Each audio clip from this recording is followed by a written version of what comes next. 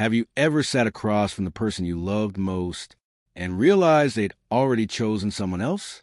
That was the moment everything I believed about my marriage came crashing down. Looking back now, I can honestly say the truth had been standing right in front of me for months. I just kept refusing to see it, because trusting someone makes you ignore things that would seem obvious to anyone else. If someone had told me 14 years into my marriage that I'd spend an evening alone searching another man's name online, I would have laughed in their face. Back then, I believed my wife and I were one of those couples who had survived everything life could throw at us. At least, that's what I kept telling myself. Now I know that a relationship can be quietly falling apart while still looking perfectly normal from the outside. The warning signs were there all along. Tiny changes. A phone that suddenly always stayed face down. Passwords that quietly changed without any explanation. Business trips that somehow became more frequent. Smiles that appeared after reading messages she never let me see. Little things that I dismissed because I trusted the woman sleeping beside me every night. I convinced myself those were ordinary changes that happened after years of marriage. The truth is, houses don't slowly fall apart on their own. People do. Everything changed on a Tuesday evening. It was just after 7 when my wife walked through the front door. I was standing in our kitchen finishing paperwork for several commercial construction contracts while half paying attention to a baseball game playing on the television mounted across the room. A mug of coffee sat beside my laptop, already cold from being ignored. The second she stepped inside, something felt different. It wasn't her clothes. It wasn't the way she looked. It was her energy. She seemed lighter somehow, almost relieved, like someone who had finally made a difficult decision and felt better because of it. "Hey," I called without looking away from the paperwork. "There's still some smoked ribs left if you're hungry." "Michael," she interrupted me before I could finish. Her voice wasn't nervous. It was calm, too calm. "Can we sit down and talk for a minute?" That got my attention. I looked up and noticed she hadn't even taken off her jacket yet. Her purse still hung over one shoulder while she stood in the middle of our kitchen, looking strangely uncomfortable, almost like she was visiting somebody else's house instead of her own. "Sure," I answered as I closed the laptop. "What's going on?" She slowly walked over and sat across from me at the kitchen island. She folded both hands together and looked directly at me. One thing still sticks with me even now. She wasn't crying. No shaking hands. No tears. No guilty expression. Nothing about her looked like someone preparing to destroy a 14-year marriage. If anything, she looked peaceful. "I've been doing a lot of thinking lately," she finally began. I nodded. "Okay." She hesitated for only a second. "I think I've finally found something I've been missing." I stayed completely silent. She took a deep breath. "His name is Ethan." She said those words as casually as someone recommending a good restaurant.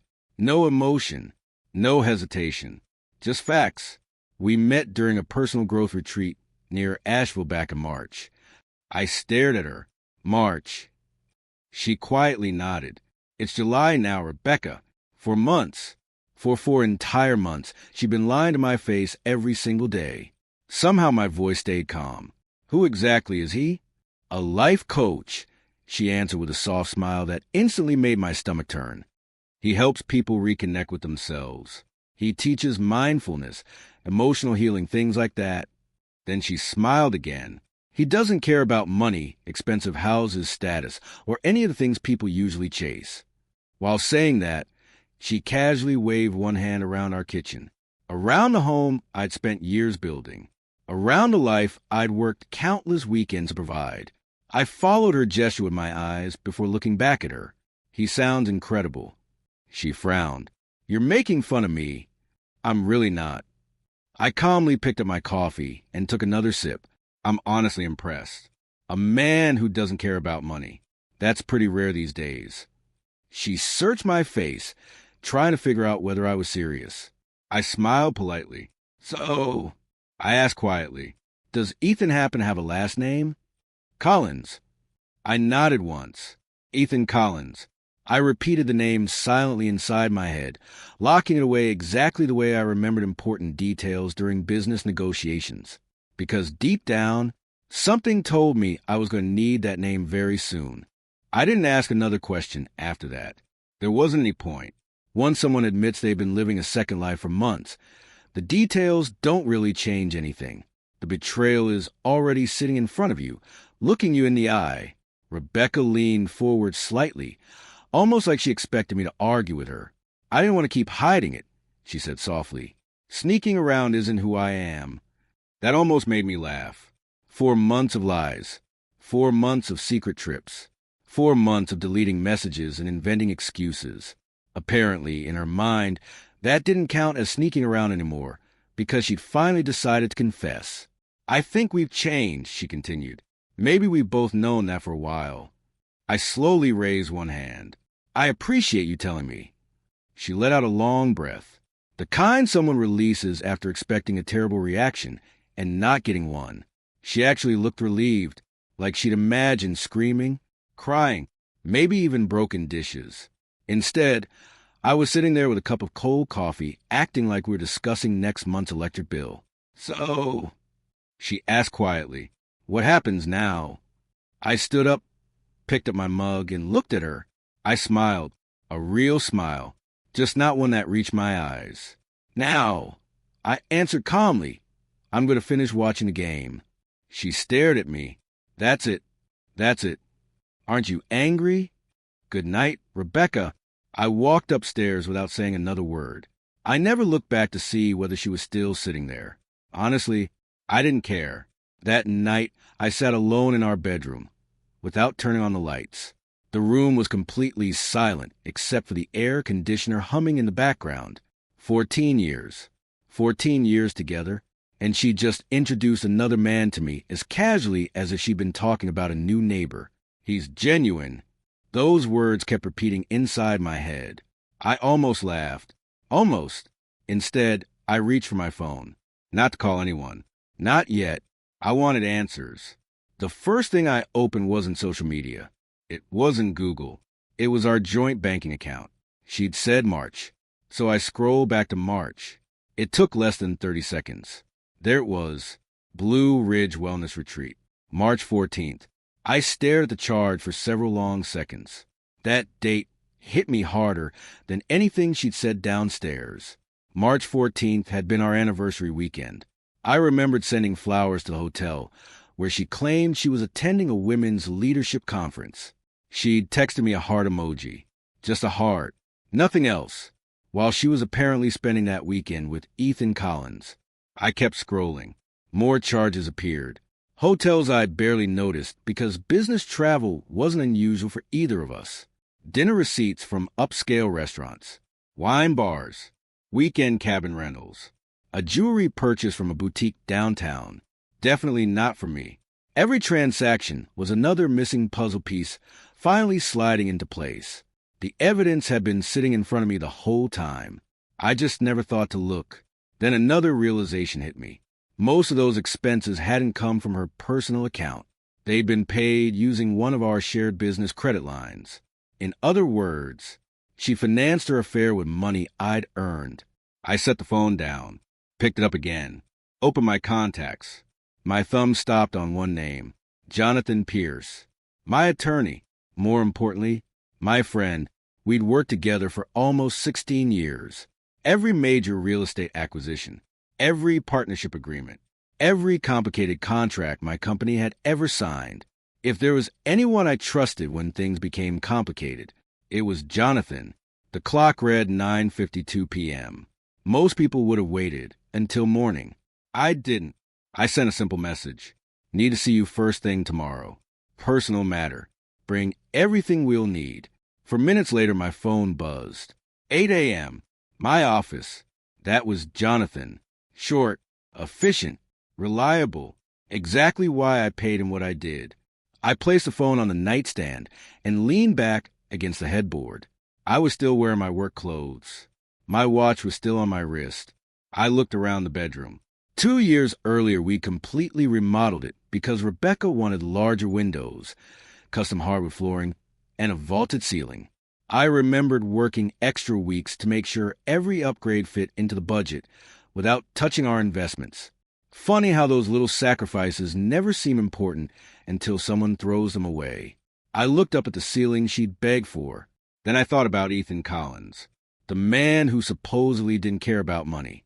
Good, because something told me he was about to discover exactly how expensive his choices could become. I closed my eyes, not because I was tired. Sleep wasn't even possible anymore. I was planning. People think businessmen spend their lives chasing profits. They're wrong. The best ones spend most of their lives managing losses. When an investment becomes toxic, you don't sit there hoping it'll somehow recover. You remove it before it destroys everything around it. Marriage, I realized, wasn't much different. People always say the best revenge is living well. Maybe, but sometimes the best revenge is simply refusing to finance someone else's betrayal any longer. The next morning, I arrived outside Jonathan Pierce's office at exactly 7:58, 2 minutes early.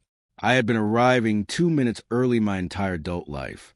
That habit had earned me far more money than luck ever had. And that morning, it was about to become far more valuable than money. Jonathan was already waiting when I walked into his office. His jacket hung over the back of his chair, his sleeves were rolled up, and 2 cups of coffee sat on the table between us. He had probably guessed I wasn't coming in to discuss another property deal. Jonathan Pierce was 63 years old, with silver hair, sharp gray eyes, and the patience of a man who had spent most of his career watching wealthy people destroy themselves by speaking too quickly. He never rushed. He never raised his voice. And he never wasted a word.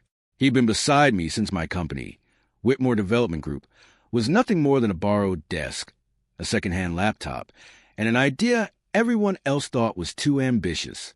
The moment he saw me, he frowned. "You look awful." "Nice to see you, too."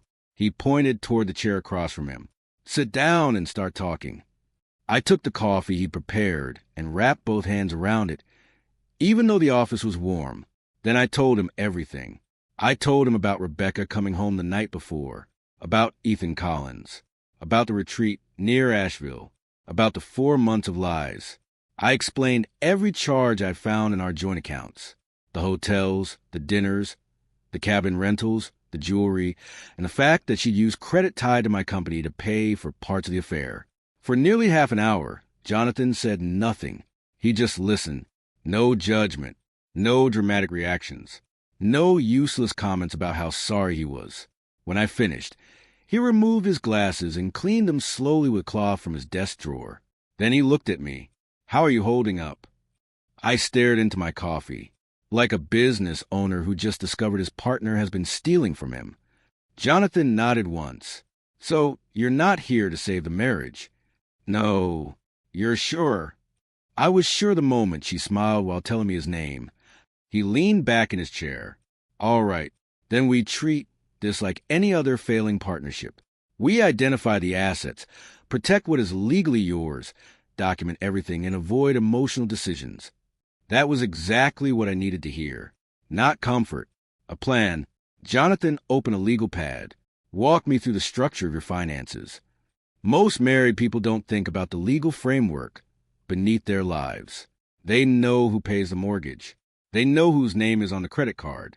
They know where the cars are parked and which account covers the groceries. But they rarely stop to examine who actually owns what. Rebecca certainly never had. She loved telling people she'd built her clothing store from nothing. Her social media pages were full of inspirational posts about independence, courage, and following your dreams. The boutique was called Rebecca Lane, and according to her online followers, it was proof that a determined woman could create her own success. The truth was slightly different. The commercial lease was held by Whitmore Development Group. The inventory credit line belonged to my company. The payroll account was funded through one of my business subsidiaries. Even the renovation of the retail space had been paid for by me. Rebecca selected the furniture, clothing, colors, and branding. She controlled the creative side. But legally and financially, I controlled the structure holding the whole thing up. Then there was her vehicle. A white Mercedes SUV she drove everywhere and regularly described as something she'd bought for herself after the boutique became successful. It was leased through my company's executive fleet program. Her insurance was also bundled with the same corporate account. The house outside Charlotte was more complicated. I had purchased it before our marriage, but Rebecca had later been added to the deed during a refinancing process. That meant she had a legitimate claim to part of it. I wasn't interested in pretending otherwise. I wanted a clean separation, not a dishonest one. Then Jonathan asked about her family. That was when I mentioned her mother, Patricia. Patricia was 72 and had been dealing with serious kidney problems for several years. After her previous medical coverage became too expensive, I had quietly arranged a private supplemental plan through one of my corporate benefit providers. Rebecca knew I was paying for it. Patricia didn't. She believed her daughter had handled everything. I had never corrected her because I didn't need the credit. Jonathan wrote something down. Do you intend to cancel her mother's coverage? I shook my head. No, Patricia didn't betray me. Good. But I don't want the account connected to Rebecca anymore. We can transfer the sponsorship. Her mother will have time to continue the plan personally or through another family member. Do that. Give her enough notice. Jonathan looked at me for a moment. You're calmer than most men would be. I'm not calm. No, I'm controlled. There's a difference. That was the truth. Inside, I was furious. But anger is only useful when you give it direction. A man swinging wildly usually hurts himself before anyone else. Jonathan. And I spent the next 2.5 hours reviewing everything. Bank accounts, company cards, leases, vehicles, insurance policies, property records, business ownership documents, tax filings. Every decision had to be legal, documented, and defensible. I didn't want revenge that could be challenged in court. I wanted separation, precise and permanent. By the time I left his office, the morning sun was already beating down on downtown Charlotte. I stood on the sidewalk for a few seconds, watching traffic move past. The plan wasn't cruel. It wasn't reckless. It was simple. I would stop paying for the life Rebecca had decided she no longer respected. That was all. I went directly to my office and worked like nothing had happened. I joined 2 conference calls, reviewed a construction budget, approved a purchase agreement, answered emails. Nobody looking at me would have guessed that my marriage had ended less than 12 hours earlier. Around noon, Rebecca sent me a message. Are you okay? Last night felt strange. The following Monday started like any other. At least that's how it looked from the outside. I got to the office a little before 8, grabbed my usual black coffee, reviewed a few construction updates, and answered emails that had piled up over the weekend. Anyone walking past my office would have thought I was having an ordinary Monday morning. Inside, though, every move had already been planned. Jonathan and I weren't trying to punish Rebecca. We were simply removing my financial support from a life she'd already decided to leave. There was a difference. Around 10 that morning, Jonathan called. Everything's ready. Go ahead. That was all either of us needed to say. Less than an hour later, the commercial leasing company managing Rebecca's boutique received official notice that Whitmore Development Group would not renew the lease once the existing contract expired. Nothing illegal, nothing emotional, just a standard business decision made according to the terms of the agreement. She had 60 days, exactly what the contract allowed. The boutique itself wasn't closing that afternoon, but the countdown had officially begun. Later that same day, the business account connected to my company entered restructuring. Again, perfectly legal. The account wasn't closed. It simply required additional authorization before future operating expenses could be approved. Tuesday morning brought the next change. Our fleet management provider received instructions to remove one executive vehicle from the company program at the end of the billing cycle, Rebecca's Mercedes. They scheduled a pickup date without asking any unnecessary questions. Wednesday was different. That morning, I made a call I hadn't been looking forward to. Patricia's insurance provider. I explained that I would no longer be sponsoring the supplemental medical coverage attached to my corporate account. I didn't ask them to cancel her insurance. I made that very clear. I only requested that the responsibility be transferred so another family member could continue paying for it if they chose. Patricia deserved that chance. She had always treated me with kindness. What her daughter had done wasn't her fault. When I hung up, I sat quietly for several minutes. People love calling every difficult decision revenge. Sometimes, it's simply refusing to keep paying for someone else's choices. I wasn't taking anything away that belonged to Rebecca. I was stopping benefits that had only existed because of our marriage. Those aren't the same thing. Jonathan agreed. Every document, every phone call, every signature, everything had been reviewed twice. No shortcuts, no gray areas, no emotional mistakes. If Rebecca decided to challenge anything in court, we'd be ready. That afternoon, she stopped by my office unexpectedly. The receptionist called to let me know she was downstairs. I almost asked her to send Rebecca away. Instead, I told her to let my wife come up. Rebecca walked into my office carrying 2 coffees. She smiled nervously. I figured you probably hadn't eaten. I thanked her and motioned toward the chair. She sat down, but never touched her coffee. Something was bothering her. I could see it immediately. Have you noticed anything strange lately? I looked up from the paperwork I'd been pretending to read. What do you mean? She hesitated. My business account is acting weird. Really? I've had 2 payments delayed. I nodded thoughtfully. And the landlord emailed asking about future lease discussions. I see. She studied my face. You don't think those things are connected, do you? I shrugged. Businesses review accounts all the time. She wasn't convinced. For the first time since confessing her affair, she looked nervous. Not guilty, not heartbroken. Nervous, because something in her comfortable world had begun shifting beneath her feet. She leaned forward. Michael, yeah, you're not doing something, are you? I met her eyes. What exactly would I be doing? I don't know. She looked embarrassed. Things feel different. They are different. Her shoulders dropped. I know I hurt you. I didn't answer. I never wanted this to become ugly. It doesn't have to. She looked relieved. I knew you'd understand eventually. Understand. That word almost made me smile. She still believed acceptance and understanding were the same thing. They weren't. Not even close. She stood up to leave. Just before reaching the door, she turned around. I really hope someday we could be friends. I looked at her for a long moment. I hope you find exactly what you're looking for. She smiled. Thank you. Then she left. The office became quiet again. About 5 minutes later, Jonathan called. How'd it go? She thinks everything's a coincidence. He chuckled softly. That won't last. I know. Then he said something that stayed with me. Michael, remember this. What's that?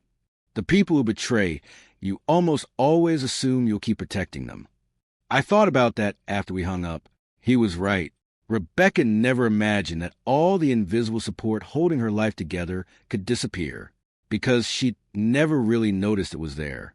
She believed the boutique had succeeded entirely because of her. She believed the Mercedes was simply her car.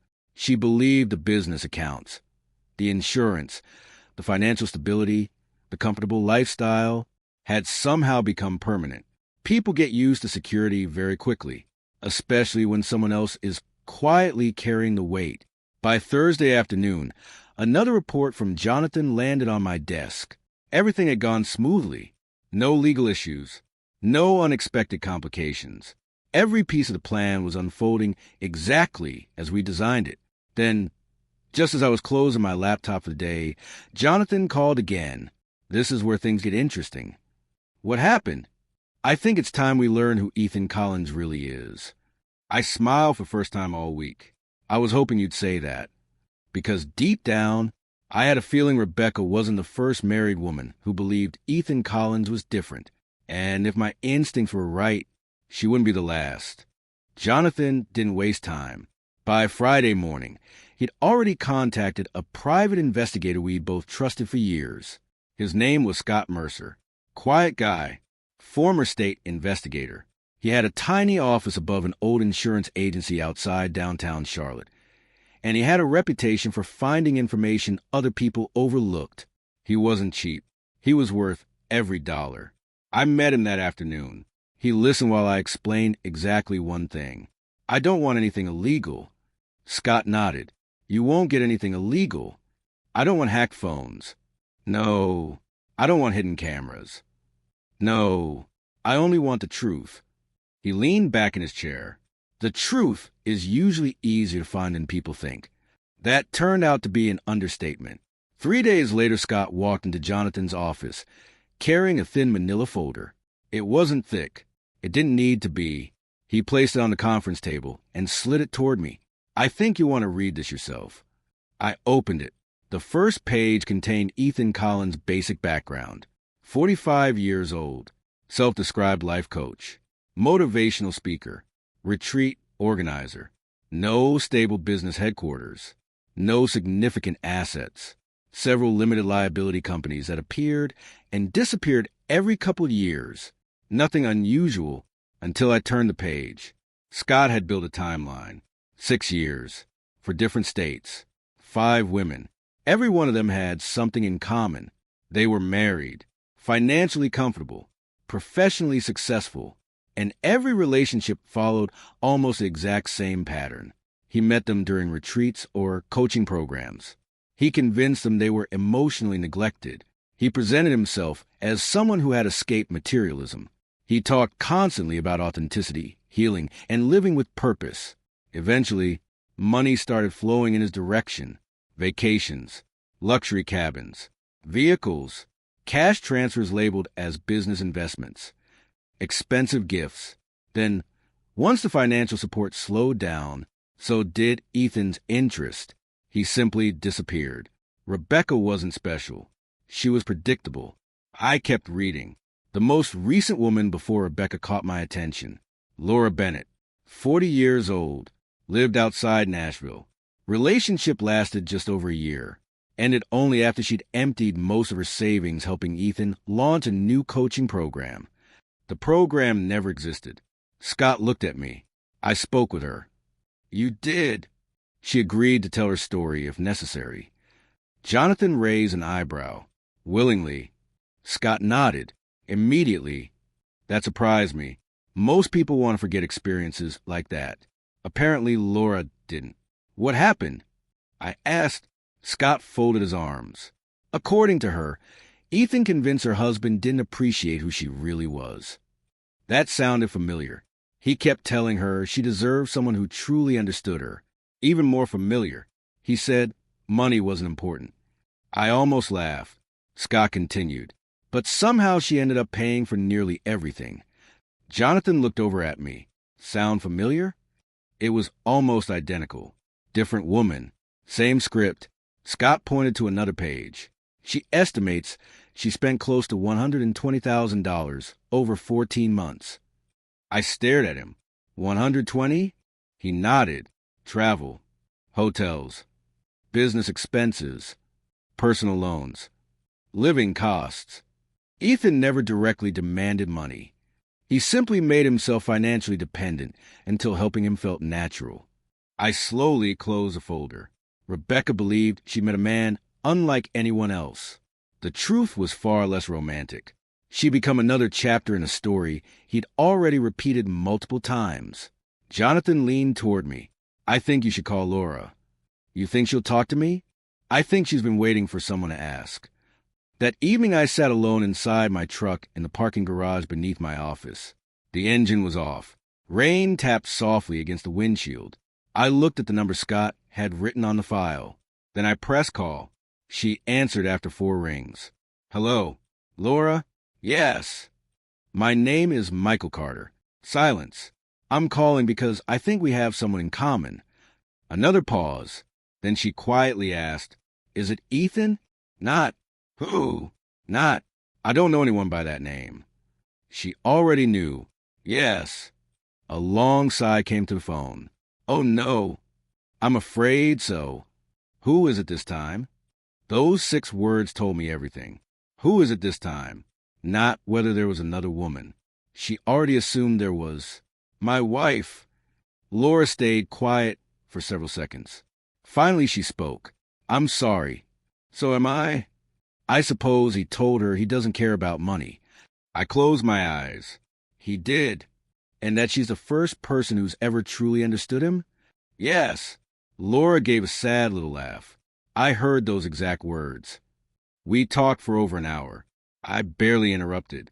She told me how Ethan slowly isolated her emotionally, how he convinced her that everyone questioning him simply didn't understand personal growth, how every concern from friends became proof they were negative influences, how every financial sacrifice became an investment in their future together. It was almost frightening how closely Rebecca's situation matched hers. When Laura finally finished speaking, she said something that stayed with me. "Michael, yeah, your wife thinks she's different. I know she isn't." After we hung up, I sat there staring through the rain-covered windshield. Rebecca hadn't fallen in love with a remarkable man. She'd fallen for a routine, a performance, one he'd perfected years before they ever met. I started the truck and drove home without turning on the radio. For the first time since all of this began, I wasn't angry anymore. I actually felt sorry for her, just not enough to stop what was already coming. When I pulled into the driveway that evening, every light in the house was on. Rebecca was in the kitchen again. She'd cooked my favorite meal: grilled steak, roasted potatoes, fresh asparagus, a bottle of red wine already breathing on the counter. If someone had walked in without knowing what had happened over the past week, they would have thought we were celebrating something. Instead, we were quietly attending the funeral of our marriage. She looked up when I came inside. "There you are." I loosened my tie and forced a small smile. "Smells good. I figured we should have dinner together." "I agree." She looked relieved. That worried me, because it meant she still believed there was something left to repair. We sat across from each other at the dining table. Candles flickered between us. For almost 20 minutes, she talked about ordinary things. A delayed clothing shipment, one of her employees asking for extra vacation time, a customer who'd spent nearly an hour trying on dresses before buying nothing. I nodded when appropriate, asked a question here and there, poured her another glass of wine. If anyone had been watching us through the window, they would have seen an ordinary married couple sharing dinner. Only I knew that Jonathan would be filing divorce papers the very next morning. Everything was already prepared. Every document, every financial disclosure, every required signature. The paperwork was waiting. Rebecca had no idea. She finally put her fork down and looked directly at me. "Michael, yeah, do you think there's any chance we can fix us?" I studied her face. For just a second, I saw the woman I'd fallen in love with 14 years earlier, the woman who used to dance barefoot in the kitchen while making pancakes on Saturday mornings, the woman who once stayed awake all night, helping me prepare for the biggest business presentation of my career, the woman who believed in me before anyone else did. She still existed, somewhere, but she'd made her choice. "I think," I said quietly, "that you should follow your heart." Her shoulders relaxed. She actually smiled. "I was hoping you'd say that." She reached across the table and gently placed her hand over mine. "Thank you for understanding." Understanding. There was that word again. I smiled politely. Then I folded my napkin, stood up, and carried my plate to the sink. "I'm tired. I'll see you tomorrow." "Good night." "Good night." She watched me walk upstairs. I could almost feel the relief she must have been experiencing. In her mind, everything was settling down. She believed I had accepted the situation. She believed we were moving toward an amicable separation. She believed she was in control. She couldn't have been more wrong. Monday morning arrived quietly. I woke before sunrise, exactly as I always did. 5:30, shower, shave, dark navy suit, white shirt, blue tie. Nothing different, nothing unusual. Rebecca was still asleep when I finished getting ready. I stood in the bedroom doorway for a few seconds. 14 years. It's amazing how quickly an entire lifetime can turn into a memory. She looked peaceful. I wasn't angry anymore. I wasn't even bitter. Mostly, I was disappointed. Disappointed that someone I trusted more than anyone else had traded our life together for a fantasy. I quietly closed the bedroom door behind me. As I drove toward downtown Charlotte, the city slowly came alive around me. Rush hour traffic, coffee shops opening, construction crews unloading equipment. The world kept moving. It always does. Heartbreak doesn't stop morning traffic. At exactly 8:47 a.m., Jonathan sent me a short message. Filed. One word. That was it. The divorce petition had officially been submitted. There was no going back now. I placed the phone face down on my desk and continued reviewing a proposal for a new apartment development outside Raleigh. Business first. Emotions later. Around 10:58 a.m., my phone vibrated again. Another message from Jonathan. She's been served. I stared at those 3 words for several seconds. Then I locked the phone and went back to work. The rest of the story reached me piece by piece over the following days. The process server had walked into Rebecca's boutique just before 11. She'd been helping a customer choose a jacket. He politely asked, "Rebecca Carter?" She smiled. "That's me." He handed her a large envelope. According to one of her employees, Rebecca thanked him because she assumed it was a delivery. Then she looked down. Her smile disappeared instantly. She read the first page. Didn't move. Didn't speak. Nearly half a minute passed before anyone realized something was wrong. The customer quietly placed the jacket back on the rack and walked out. Rebecca never even noticed. A few minutes later, she rushed into her office and locked the door. The first person she called wasn't me. It wasn't her mother. It wasn't her best friend. It was Ethan Collins. There was only one problem. By then, someone else had already started telling the world exactly who Ethan Collins really was. Rebecca spent the next 2 hours trying to reach Ethan. She called. She texted. She left voice messages. Nothing. Every call went straight to voicemail. At first, she convinced herself he was busy. Maybe he was leading one of his retreats.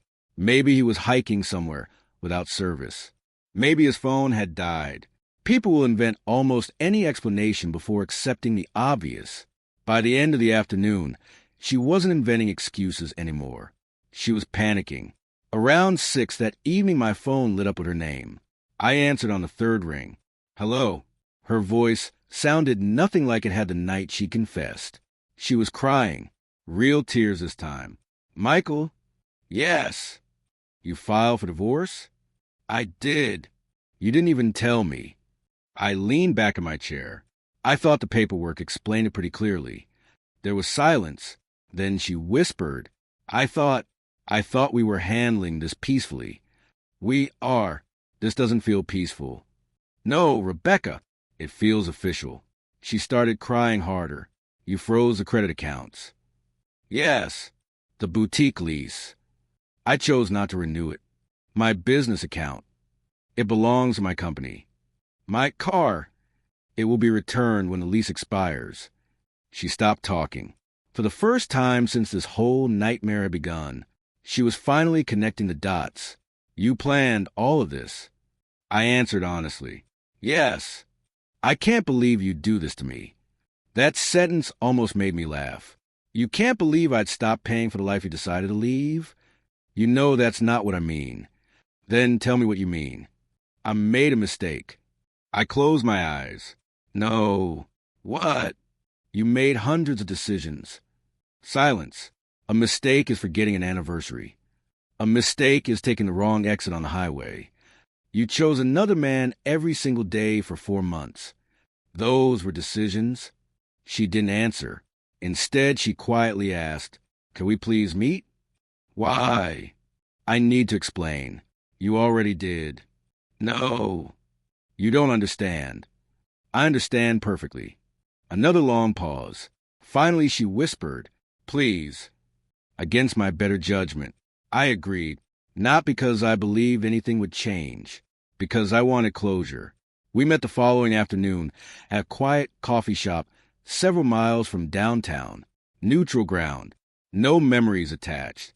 She was already there when I arrived. The moment I saw her, I almost didn't recognize her. Just 1 week earlier, she'd walked into our kitchen, looking confident, certain, almost relieved. Now, she looked exhausted, dark circles under her eyes, hair pulled back carelessly, no makeup. She looked like someone who hadn't slept in days. I sat across from her. Neither of us spoke for nearly a minute. Finally, she broke the silence. "Ethan isn't answering." "I know." Her eyes widened.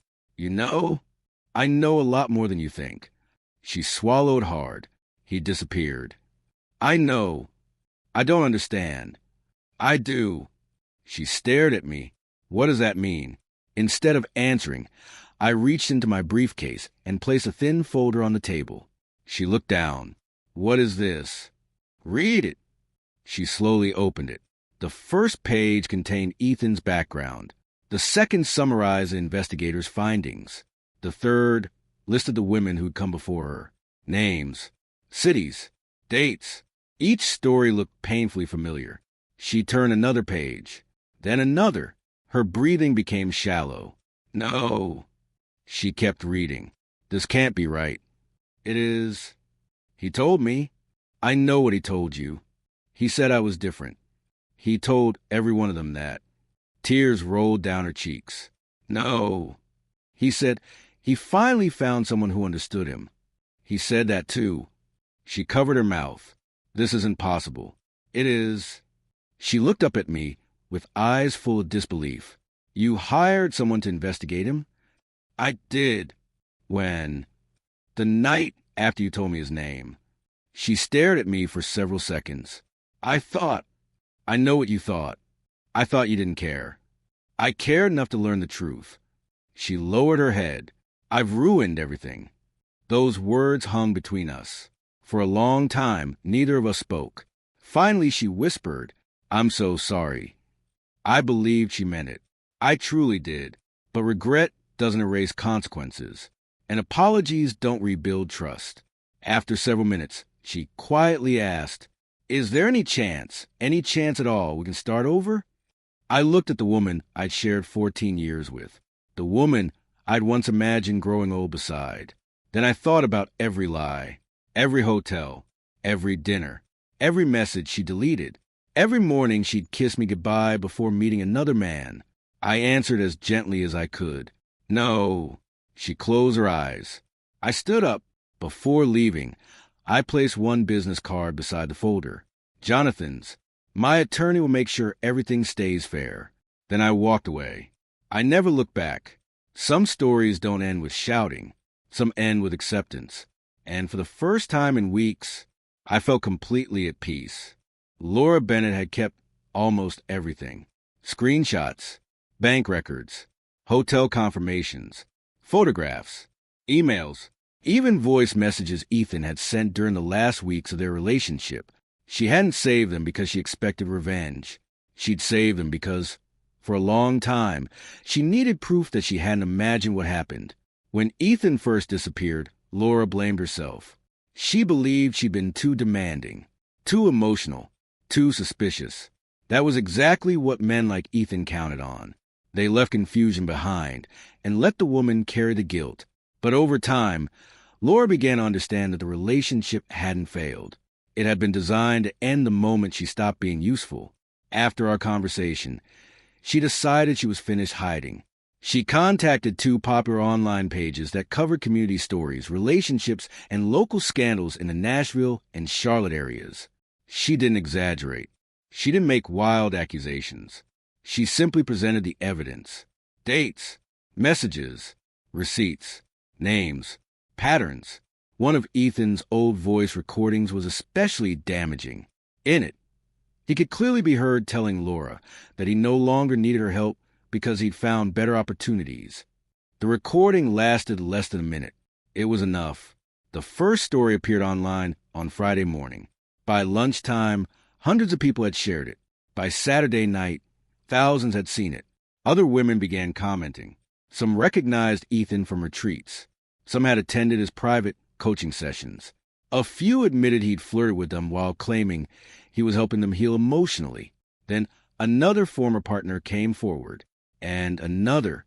The story spread quickly because Ethan had spent years building his reputation online.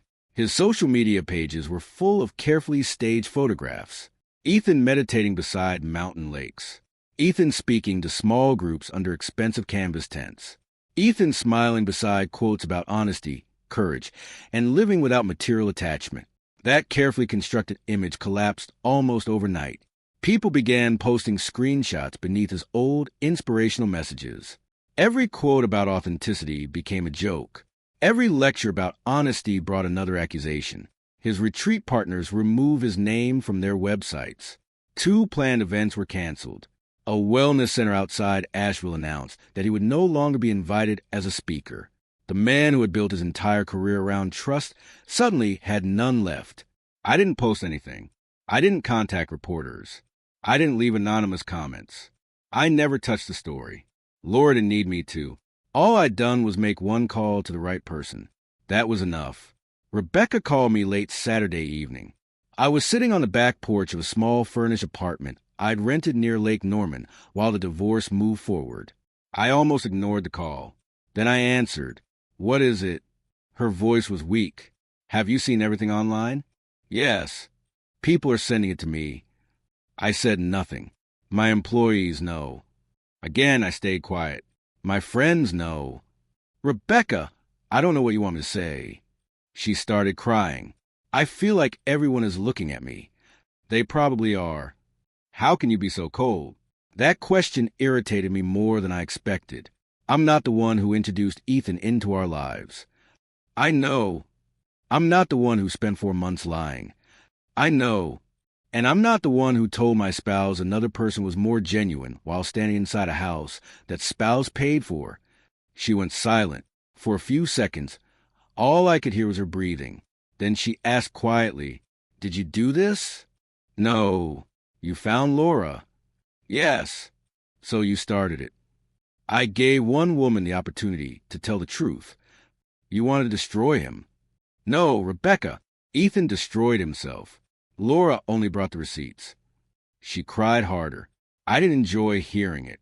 Despite everything, there was still a part of me that remembered loving her.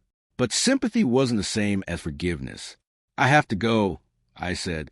"Michael, please don't hang up." "Why?" "Because I don't have anyone else." That hurt, not because I believed it was my responsibility. Because 14 years earlier, I would have been the first person she called when her world fell apart. Now I was the reason she couldn't. "You made your choice," I said softly. "I'm sorry it wasn't the choice you thought it was." Then I ended the call. The next several weeks were rough for her. The boutique received formal notice that the lease would not be renewed. She had 60 days to move out. Without access to my company's credit lines, she struggled to order new inventory. Several suppliers required immediate payment because the old guarantees were no longer active. Her 3 employees began searching for other jobs. I didn't blame them. They had families and bills of their own. The Mercedes was collected on a Wednesday morning. The fleet company arrived with a transport truck just after 9. Rebecca stood in the driveway, watching while the vehicle was loaded. That SUV had become part of her identity. She'd posted photographs of it, talked about earning it, described it as a symbol of everything she'd built. But like so many things in her life, it had never truly been hers. For days after the online story appeared, Ethan stopped answering her completely. No calls, no messages, no explanation. He simply vanished. The man who had promised to help her build a freer, more authentic life disappeared the moment that life became complicated. Then came a phone call I hadn't expected. Patricia, Rebecca's mother. I was in my office reviewing expense reports when her name appeared on my screen. I answered immediately. "Hello, Patricia." Her voice sounded tired. "Michael, I heard about the insurance." I closed my eyes. I didn't cancel it. "I know." They explained the transfer. "You have time to continue the coverage. Jonathan can help with the paperwork. That isn't why I'm calling." I waited. She took a slow breath. "I know what Rebecca did." I didn't say anything. She told me some of it. Then I heard the rest. "I'm sorry you had to find out this way." "No, I'm sorry." Her voice cracked. "I raised her better than this." "Patricia?" "Please let me finish." I stayed quiet. "You treated my daughter well. You helped this family more than anyone knows. I didn't even realize you were the one paying for my medical plan. I didn't do it for recognition. I know. That's what makes this worse." For the first time since the affair began, I felt tears burning behind my eyes.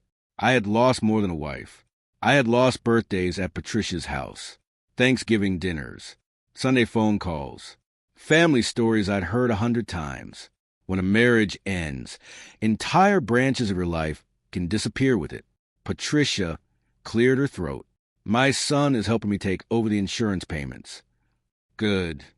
And Michael, yes, you were a good husband.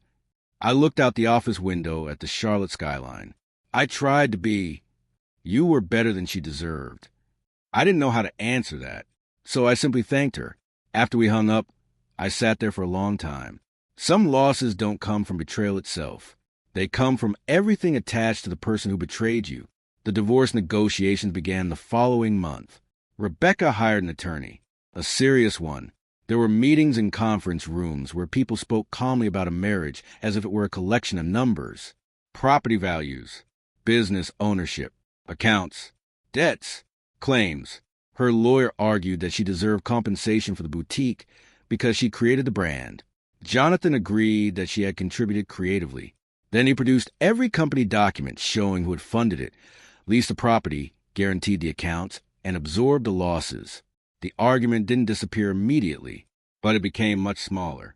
Rebecca sat across from me during those meetings, looking like someone seeing the hidden framework of her life for the first time.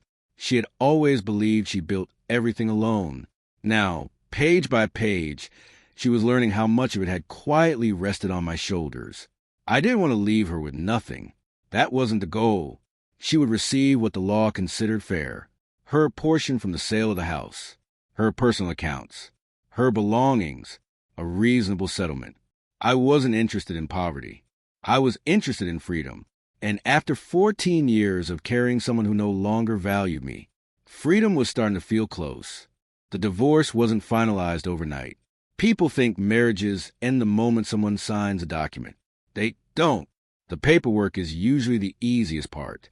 The real ending happens little by little, one empty room at a time, one missing routine after another, one quiet evening when you suddenly realize nobody is coming home. Rebecca and I spent the next several months working through attorneys.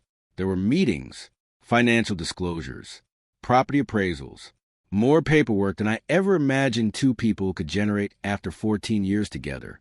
Still, everything remained professional. Jonathan had prepared for every possibility. Whenever Rebecca's attorney challenged ownership of the boutique, Jonathan calmly produced another document.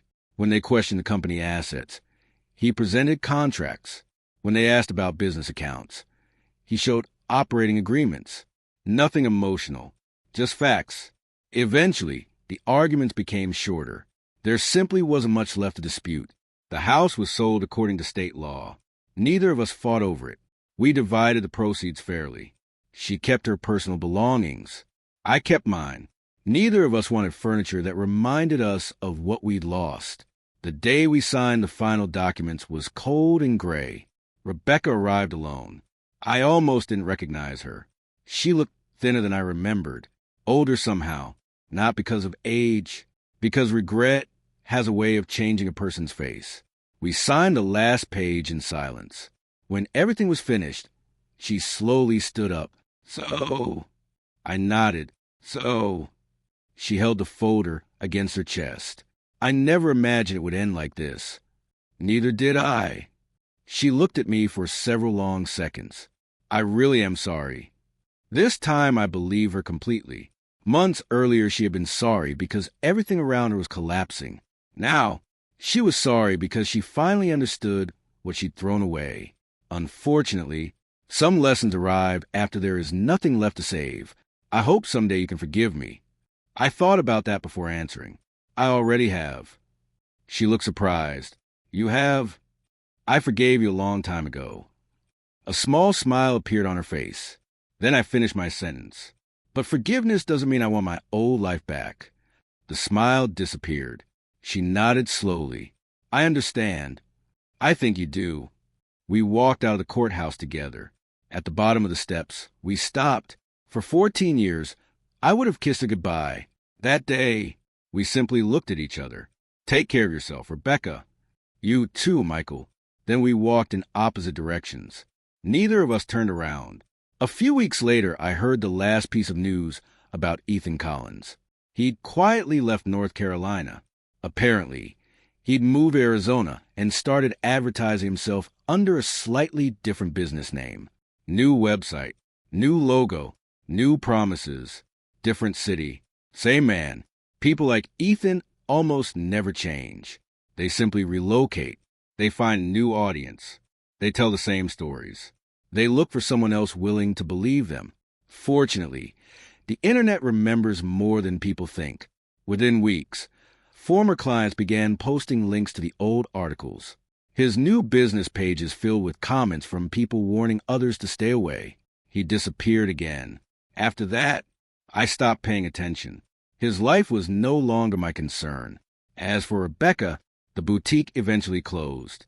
Without the location, company support, and financing that had quietly kept it operating for years, rebuilding proved far more difficult than she'd expected. Last I heard, she accepted a management position with another retailer several towns away. There was nothing wrong with honest work. In fact, I hope she found peace there. Holding on to anger forever only keeps you chained to yesterday. People sometimes ask whether I ever dated again. I did. Not immediately. First, I had to remember who I was without constantly trying to make someone else happy.